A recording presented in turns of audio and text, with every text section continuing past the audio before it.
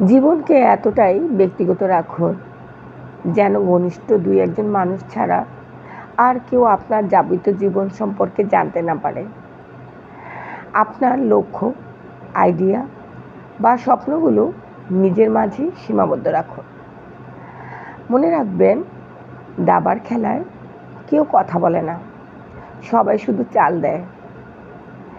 আপনিও মুখ তখনই খুলবেন যখন বিজয়ী হিসেবে বলবেন, চেকমেট।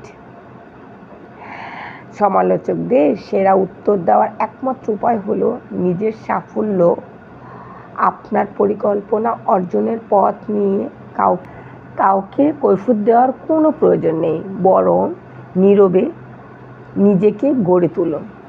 আপনার কঠোর পরিশ্রম যেন কোনো শব্দ না করে একদিন সাফল্যের চারিদিকে শোরগোল দেয়। জীবনে তখনই নিজেকে প্রকাশ করুন যখন জেতার সময় আসবে, আর নীরবতাই হলো জেতার মূল মন্ত্র। কি বলেন? ঠিক বললাম কি?